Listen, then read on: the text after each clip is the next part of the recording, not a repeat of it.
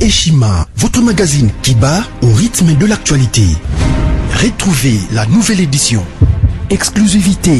60 ans après l'indépendance, État de droit sous le leadership de Félix Antoine Tshisekedi. Le 5e président de la RDC s'est jeté dans un combat sans merci pour l'instauration de l'État des droits. Contre vents et marées, Fachi Béton décide d'en finir avec une politique d'impunité. Félix Antoine Tshisekedi, porte-étendard d'un avenir radieux pour la RDC, un plan quinquennal largement tourné vers l'amélioration de la situation globale des Congolais. La gratuité de l'enseignement de base, l'amélioration des relations diplomatiques, la sacralisation du Conseil des ministres, l'indépendance de la justice, le redressement de la RDC, focus Haut-Katanga. Le gouverneur Jacques Kiaboula construit les routes du Haut-Katanga pour relever le défi du social et du développement. Le but est d'inonder Lubumbashi et les autres centres urbains de produits agricoles tout en baissant leurs prix. D'un territoire à un autre, Jacques Kiaboula déploie énergie, volonté dans l'exercice de sa fonction. Découverte, nommé directeur général, Barnabé Mouakadi veut rendre la DGI plus performante. Dossier Eshima, l'église s'éloigne du milieu du village. Interview, porteur d'espoir dans la lutte contre Covid-19, grâce à l'Artemisia, le docteur Jérôme Mouniangui juge son expérience en RDC. Nation Covid-19. Le ministre de la Santé Eteni Longondo fait une mise au point sur la gestion de la prise en charge des malades. Loi des finances publiques 2020. Le VPM Jambo de Mayo atteint ses objectifs. Économie, jusqu'où ira les francs congolais? Culture, les tétélas, tradition et histoire. Retrouvez l'intégralité du magazine Eshima dans les kiosques. Eshima Magazine, un nouveau standard d'information. A nommé 3 juges dans la Cour constitutionnelle parce que ni balé va démissionner, Banyakona Moussoussou va démissionner. L'interprétation de l'article 70. Moko Akadayaka, Fatia nommé na 3 oyaye. Sikoyo, Asalindeni, a viré ce qu'on balé. Bakabili à Makila. Alongole bangoka wana parce que bakitengezo badoyo oyebiba ande balobaka nzete o matelaki yango ne osani okitela facha talebo albino ezraka neni. Il faut que le tirage au sort pour remplacer juge. Il faut que le tirage au sort. Kabila a cela qui désordre. A nommé Bavundo, a nommé Luzolo Bambi, a nommé le conseil d'État, a nommé comme conseil spécial en matière de sécurité et bonne gouvernance. Sikoyo, a cela qui désordre, sans que Baleka, Ndenglo et Sengi, n'a tirage au sort. Batosko, Bakitenges, Bazana, Simafacha, Yemoko, a nommé Kimuto, a nommé. Est-ce qu'il y a consulté qui loi tirage au sort? Il peut profiter na désordre pour qu'on installe ma caméra bien papa. Faut virer ce que 2 personnes. Ado bataille Kabili a minine ce que tu vas en cour de désordre. Allez, alors l'ongole va en cour conseil, à bois qui va en cour de cassation. Et ça qui touche, faut pas bagoya. Faut ayeba kike soki na tindi daloko ba na cour constitutionnelle tima na cour de cassation ba santé so ba zo servir mboka ba kondima so ba servir kingakati ba boya yo ka piège a virer bango pa bo ki bango na cour de cassation yo ka envoûtement de konangai. Allez batine bango ba invitation ba ko prêter serment na baninga en tant que ba nouvelle fonction siko na minute moko atikala ki wana nani balé président qui remplacer la cour constitutionnelle. Bah comme déjà 3, donc les gens na conseil supérieur de la magistrature faut nommer déjà. Donc comme un avantage à 6 juges. Bah tu as 3 dans le parlement. Faut tu a déjà avantage à 6 juges. Bah qu'on peut siéger. Bah je prends décision. Si quand tu as baninga va prêter serment 64 va prêter serment bango ka mi balé bando ki 64 na bando ki mi balé baninga na makasi bakotina comment l'être faible ote biso tozaka wana ti mandat na biso osala 2021 mamana ordonnance oyo enomaki yo eza ordonnance ya Joseph Kabila aza sous président te oyo ordonnance ya bana nzambe ya Faci Beton eyei koabroger ordonnance ya motu na bino soit disant autorité morale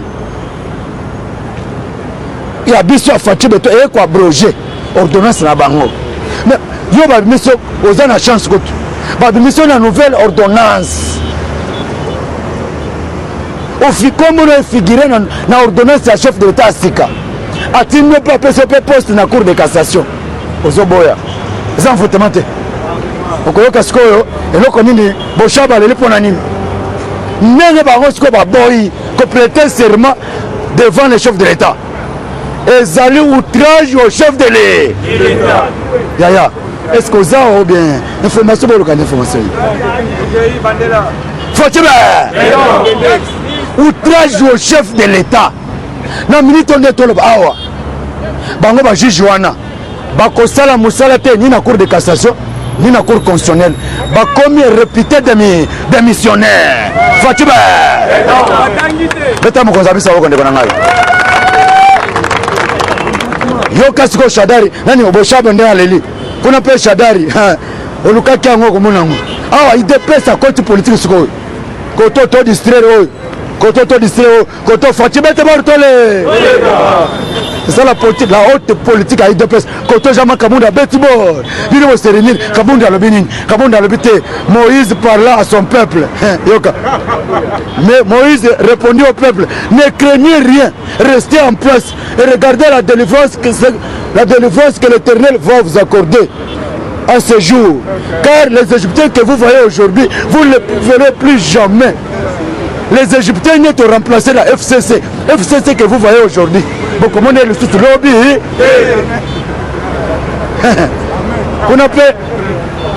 Qu'on appelle Ndoki Basile. Ndeko ba Basile nde. Alors là, je suis en presse. Papa, nini?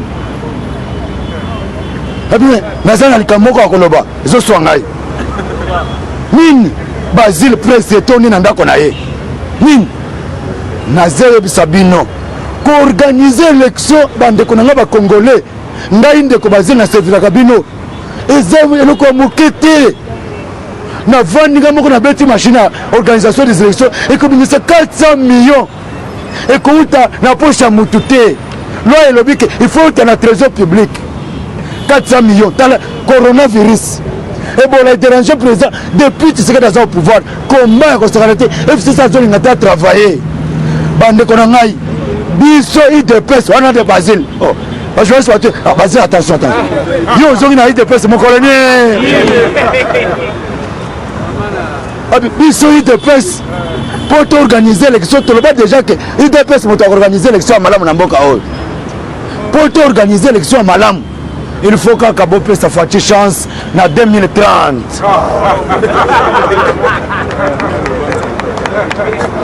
Fotibe Bisa on a son travail 2028. Mais ils ont candé Baninga Moussa Bakani CP 2030 pour que l'élection à Malam et Salam. Est-ce que les enfants ont eu des places? Abi 2030 tu peux organiser IDPS parce que photos de la carte biométrique atteignent ma babilo comme belé 400 millions yaya pour organiser l'élection salam. Bon les antenne à trésor public. Est-ce que bon les ali et où t'as alors bien et où t'as qu'on a poche à motomoko te pour n'a qu'un ennemi à agitation oh bis FCC tu organiser tu peux ça bon Fotibe awo eza koyinda wana ndeko Basile biso te bango moko okoka siko boshaba pourquoi leli boshaba leli abime envoûtement ou bien nini des juges babo ko prêter seulement se supona nini bandeko na ngai mais pesi pas ça non na Faci Beton zelo koyoka siko cour de cassation na maboko ya Faci Beton bato bazoyeba jusque là bakombata mosusu bazoyeba te mpo na nini biso tosepelaka tolobelaka discours ya cour constitutionnelle esilaka te organe compétent, instance compétente, où ils sont capables de juger le président de la République, sauf que destituer, c'est la Cour constitutionnelle. Quand dissoudre le Parlement, ma demande de chef d'État dans le Parlement, ma demande de la loi sur le Parlement, et sous Kakamir Nango Zali, Cour constitutionnelle. Donc, tu vas en là. Oh, tu vas démissionner à FCC. À lobby, Kabila tira sur la mato à lobby, vous ne pouvez pas perdre la Cour constitutionnelle. Alors, à tes termes, à lobby, Kabila, advienne que pourra. À mon terme, dans la Cour constitutionnelle. Il doit pas se vivre. Pourquoi tous les gens avant de toucher l'actualité, tous les gens la Cour constitutionnelle. C'est pourquoi on va même faire mon corps. À virer, à voler, à mi balai. À boire qui va en Cour de cassation, à tirer, à tourner la Cour de constitutionnelle. Parce que c'est un organe compétent. Faut-il profiter de voir que tu as Kabila et mon corps normal qui remplacement sans tenir compte de tirage au sort. Yo peux bêta kabango au kak. Tout à fait. Est-ce que vous avez fait ça sur bas?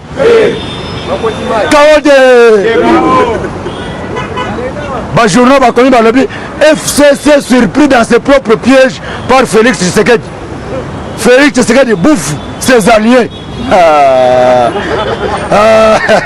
Après l'arrestation de M. Vital Kamerhe. Merci. Après. Félix Antoine Tshisekedi bouffe ses propres alliés. Azome la balien nae. Sikoyo bokoyo katamu ko bakankabila oh bokoyo ka fatia bimia lobité. Il y a toujours la coalition existe toujours. Nous n'allons pas vers une rupture de la coalition. Fatima. Mais Nazane Sengo parce que va comprendre déjà peuple congolais comprendre le souci à Fati. Et Fati prône les changements. Et ça na ville, ça va place monsieur dans Tambola. Discussion na batu monsieur la muka. Donc na milito za mutala batala muka baza sauter. Batu nyonse batika bazongi na ndako na bango na UDPS. Ba komi ko soutenir Fati ba. Yo kasko bosha bende aleli. Pona ndeke deji joana envoûtement molimo tchenske d'envoûter bango. Évariste Bochab plaira. Bochab plaira. Le refus de prestation de serment de M. Kilomba et Iboulou est une passe en or au chef de l'État. Et c'est une trahison de notre part. On doit se dire la vérité. On disait qu'il y a certains dans nos rangs qui tombent facilement dans les pièges sans comprendre. Ou bien ils savent ce qu'il faut en complicité avec le pouvoir en place. Fatima.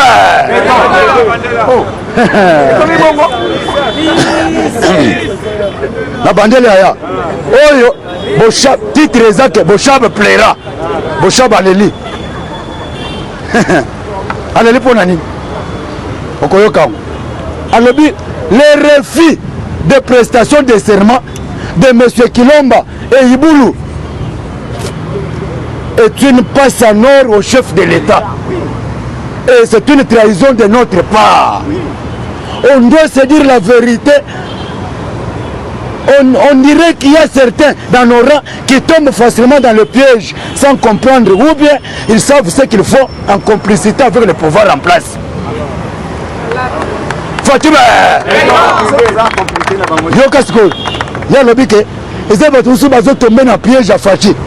Sans qu'on comprenne le qu'on est basé au sale. Soit basé en complicité, naïe. Basé en complicité. Avec la diplomatie, tu as évité. Tu as continué un message.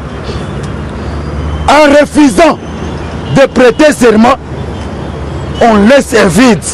Et ce vide sera à l'avantage ou profitable à l'avantage du chef de l'État.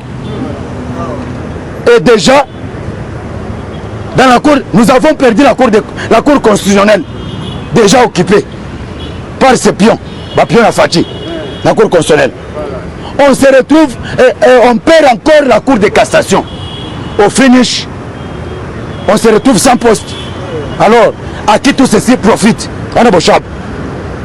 N'est-ce pas au président? Vraiment, chers camarades, on doit revoir les choses. On doit revoir les choses. Nous ne sommes pas les bébés politiques. Fatima. La politique demande la tête et non les sentiments. La réaction de Iboul et Kilomba est une trahison de même genre que Benoît Lamba. Chers camarades, on doit revoir les choses autrement. Sinon, la suite sera grave pour nous, pour notre famille, y compris notre autorité morale. Qui vivra avec autorité morale en Angola. Diplomatie, le dessous des cartes, au bâtiment qui Jeannette Kabila et pas Fadji, et ça que ailleurs qu'on plaidait, Babi Misa Kabila a qu'un exil. Va protéger qu'un exil, Ndenge, Nani, Laurence, a Sengaki, a protéger qui Dos Santos, des cartes de Bétaman. Fadji IBC, non, n'a pas de confiance, mais il y a perdre de confiance, a beaucoup de confiance, on a quoi ça. Comme avec plus de confiance, n'a préoccupation, on a pour la peuple. Mais c'est que je sais que la justice doit faire son travail et le passé sera fini. Fatima,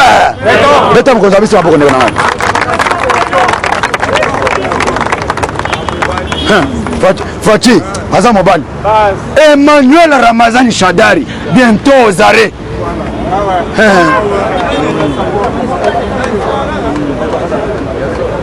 Mais Milito, depuis va déposer plainte. Vas-y, viva!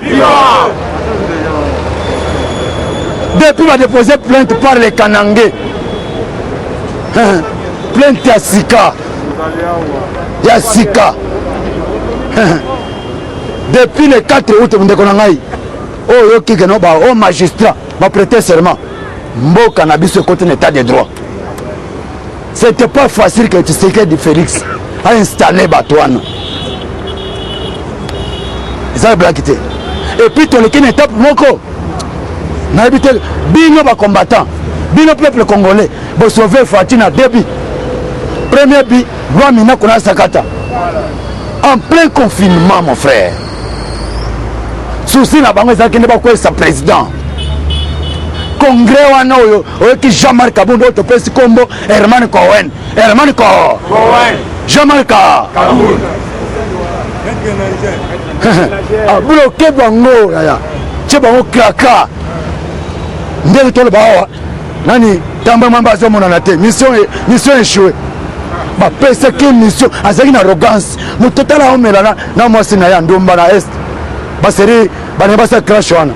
Dans quelques jours, je serai président de la République. Dans l'arrogance, mais dans quelques jours, je serai. Moi, je suis tout nié.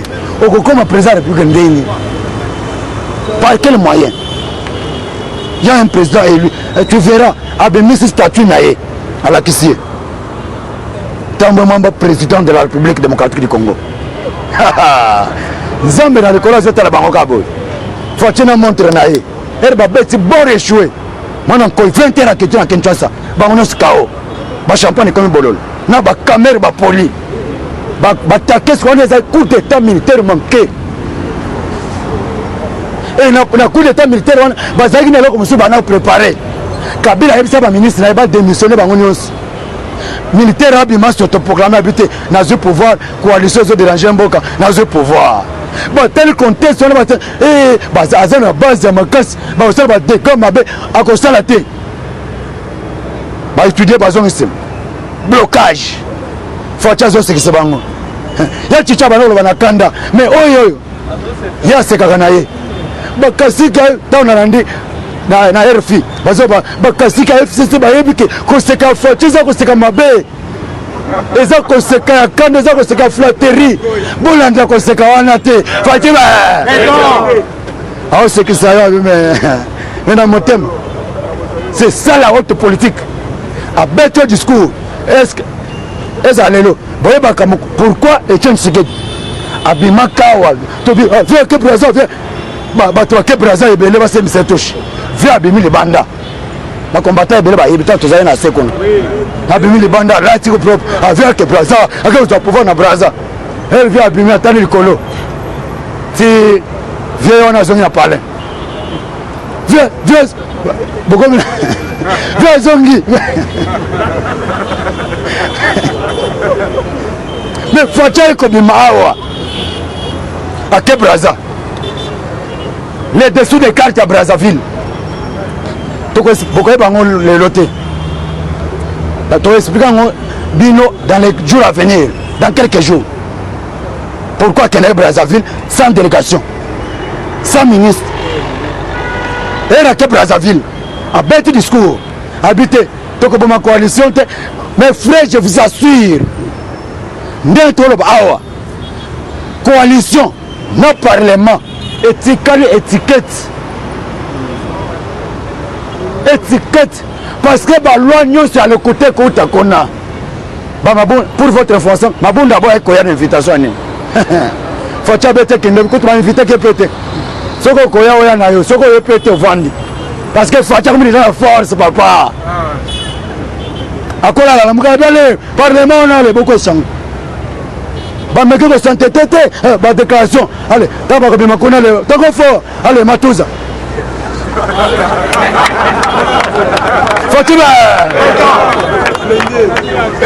basoude kadina munenale basenzi ba déranger oko Fatia beteka armée diplomatie le bime mbongo wana parlement ezate belé abete na machine tala mbongo ba misaka ba budget mbongo wana kota na armée tango fo mbongo bana mai awa salaire na bino yango emonani mokonzi alobi parlement il faut ekufa bosoude bona bakadina minene papa armée na kanda batoya pour votre information marche au basalaki ezalaki kanda nomination armée baza na courage moko souci na bango nde tokabola bagénéraux oyo liboma te oyo toza na coalition tokabola bagénéraux basali na bakaleve na nzela baomebike siki balobi batomboli armée bakokoma atawa te beteyemasa umukama mukwata Fatima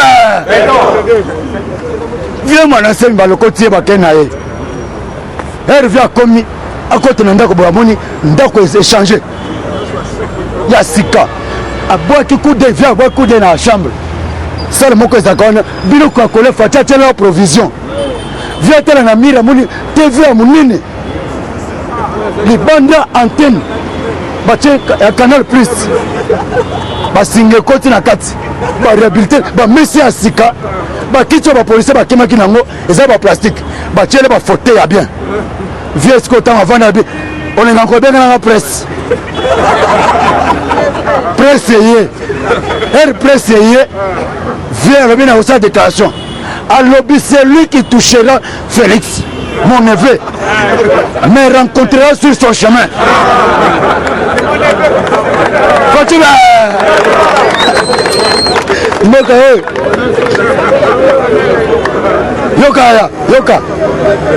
yoka oyo akokutana na neve na ngai noko na ngai akokutana na ngai nakobeta ndika mabe papa moto abandika yo omekana moto abandika siko olengaka nani jomi nongo na posani atoni esiko oyebi moto asali biloko oyo tala mon frère ka première dame na ye katelemi wana mokolo s'autoproclamé président de la république bacombattant na baagitateur oyebi wana président José mais mwanase na s'autoproclamé président tomoni bato na ye bandika ezotambola bazobaluka ndako na bandika bazobwaka mais je vous assure mes frères baturi mwanasemi balobi nani asali eloko wabi c'est le chef de l'état mais yo s'autoproclamé kozaki nani yo sikoyo na minute okomi na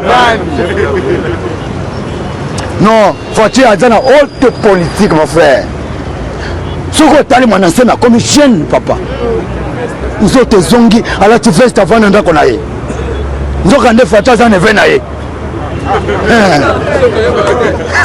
teyebaka te kaka Fatia atangi na congo central babiloko moko ebetaka kona eza blaki te première récolte ya bilanga au bassin la Congo centrale dans le mois de septembre. Donc, dans le Fatia à CMBC, il Kamba, c'est là à la goule ministre de la Finance, na Deogrâce à Moutombo, gouverneur de la Banque centrale. Ndé to le bao, na bisa bino jour wana président Yambaki Bango. Elle a dit Bango et Bango, beaucoup de sa réunion.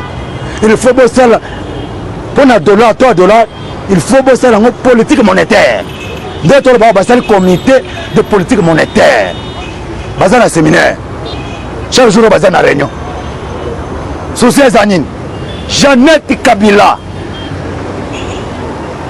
Parce que tant Fatia Bengi Bango, Bango Missa tripartite. Aïe, c'est Bango qui $100. Ce qui était bolo. Bakoti politique monétaire, balobité. Tout de valeurs secrets, mon amai. Moutou a blaguité, a Bengi tout n'a qu'à s'en aller, c'est Kaboye. Fatima awa non Fati bakomi kobanga nde Félix otoyebi ayi DPC wana o mama talobi boyebi etie ya za kobeta voir même bitumba butunsu na école ya lati yango beti makofi aboxe mama tatu mano abi mwana ngaza boxer abeta pe makofi makasi mama muto a témoigner alobi na école aza kofuta baninga classe aza kolata bitumba baninga donc azali mutu moko aza kokola n'esprit ya kodefendre ka baninga mama atene mutu atemoni mpo na mwana na ye abi na classe ako afutaka na retard mais mwana bonne vie azofuta na retard mpo na nini bopesi mbongo boye akebo afutali baninga classe talaka papa azali premier ministre papa okipe bafonction ebele afutali baninga donc azalaki na eloko moko oyo nzambe atiaka ntina ye akwede baninga wana nde bénédiction parce que nde yo oza wana mpo opambolama yebaka olipambole na yo nzambe mpe atalaka mpe intention na yo mbongo na oza kaka nango boye libere baninga olingi te kabela moninga azolela me yo oza mbongo na poche biso nde toza boye nayaka o moi bokongolenga par exemple 2000 francs nabima boye oyo ndeko président 500 francs nazwa mpe transport nakatika na mbongo wana possible ndeko c'est ça la vie.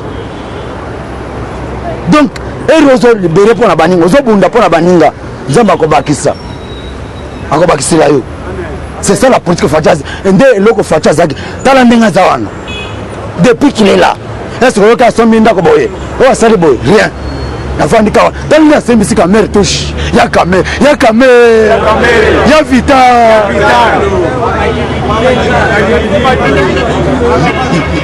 wakaningi wakabingi Congo azalaki représentant ya bétudiant burundais na niveau ya Enekili Congo toyamba biamba parce que politique bayaki nango batuti ezalaki nde ya koappauvrir congolais pour que bakoma komanipuler bien parce que ce congolais omo se retrouver partout so omo se retrouver akoboude biloko na bango aotelemela bango parce que bayebi peuple congolais bien c'est un peuple fort un peuple intelligent soki avandisi mutu na ye ta biloko bafabrike nani na histoire ta biloko bafabrike congolais aza fabrike ye moko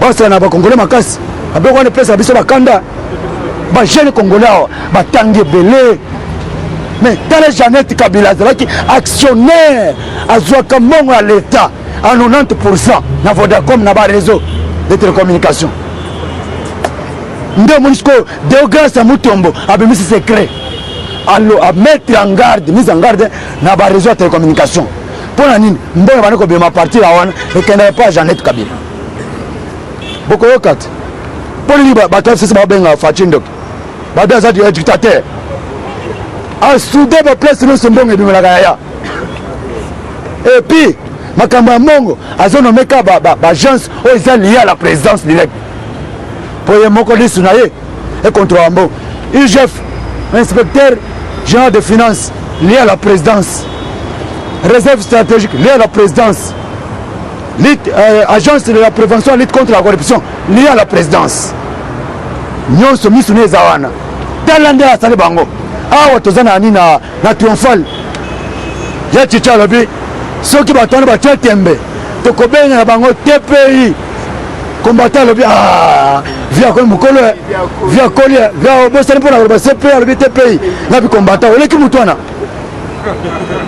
via bosana tribunal pénal international fatia sa bango ndeni a créé l'agence de la prévention de la lutte contre la corruption. Si vous voulez comprendre que le FBI, service de renseignement américain, c'est le partenariat.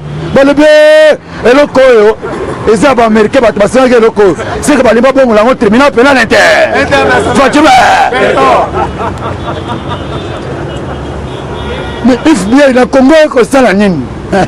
Papa, oh, les Américains, RDC, et comme pays, les Américains, oui, mondial, c'est pas américain pour la nine. Bango place Baliaka, Colombo capé Baliaka. Les hommes politiques européens, aventuriers, volés. Bango Balinka, attends beaucoup plus combien. Quand les aussi crise dans la Libye. Politique au moment du Fatih, alternance de Salami. Le chef de l'alternance, c'est Félix. C'est lui qui a demandé aux partenaires. Boya, Kabila a opéré. Bobi Missé dans le champ. Bon, bah, qui n'est pas bête. L'Amérique va s'ablaquer. Bon, bah, il n'est pas bête. Bayaki, awa, la villa. Et le qui est américain, bazan Gabon, bazan Gabon, t'as la kin.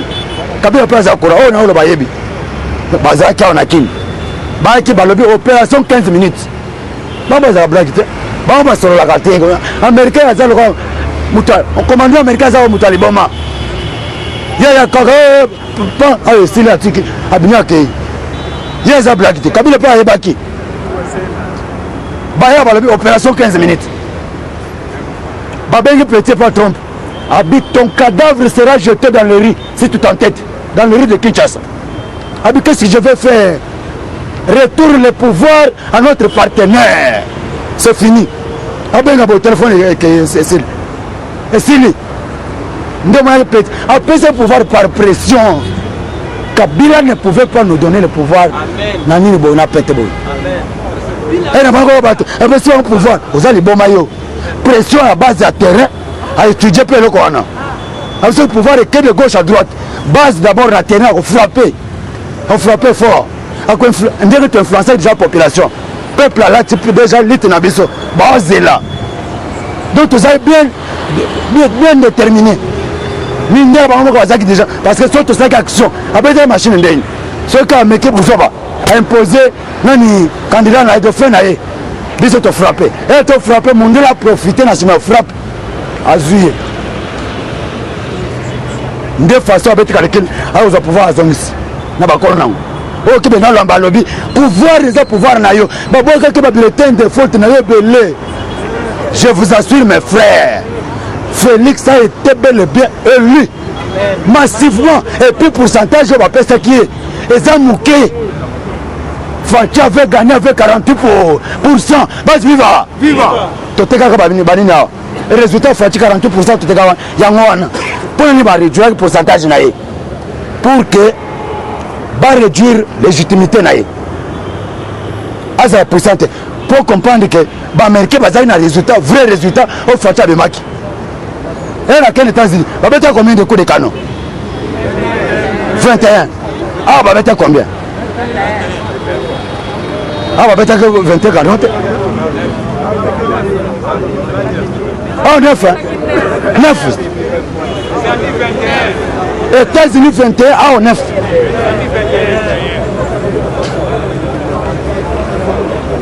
C'est-à-dire quoi? Le cas qui va réduire légitimité dans l'Abisso. Mais mon constitution a installé l'accord américain Nabiso. Ils ont déjà signé. Comité d'enregistrement. Ministre intérieur a déjà. Il y a peuple congolais. 2023, ils allaient année. Il y a recensement général. Ce qu'on peut y pour la ville.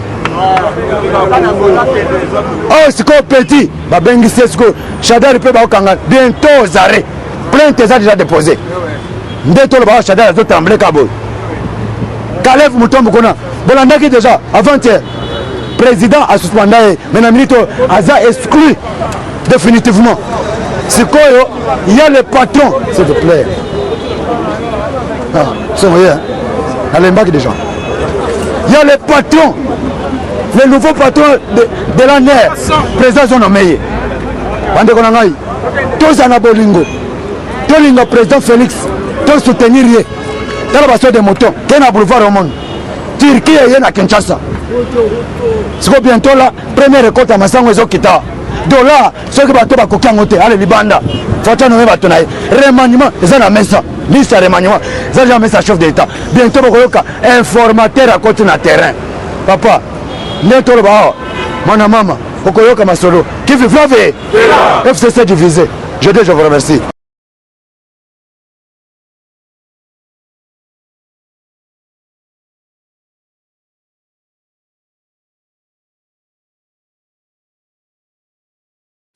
Conteneur yango todo sala adi londolé Feli Mosengo Feli todo sala conteneur ba voiture to tina na Kisasa ba carton ezo kine Kinshasa et en plus la bonne chose voiture na yo ko tina na Kisasa te prends pas la tête yela bisongo charger biloko na yo te relivrer à domicile sans un bon oteki to zongo. C'est parti Bolanda to kutaskona biloko soyo eza bilongo eza figuré na équipe de France awa biloko moya sika na milieu ya matinda awa eza te eza biloko to wana osala ngo tant des années mais à un certain moment ya koleka baoyo toleka to se rattraper pour changer ka réseau na connexion conteneur yango oyo eza en live emona plaque à Bruxelles baye kodifferent dia na 11 verse facilité eza nini to remarqué que na réseau ya matinda bana ma ebele baza ba difficulté massa repère car bien abundi a chargé comme à la Afrique massa na car chargé 207 na yeke narati ozana car na voiture chaba bilokos na kati ke narati oye to sali ba papier to sali 30% voiture est comme na Congo ngana fretant na conteneur tanga oteka ngana teki na longoli fret na ngana pourcentage yo ju le reste na yo ça dit que c'est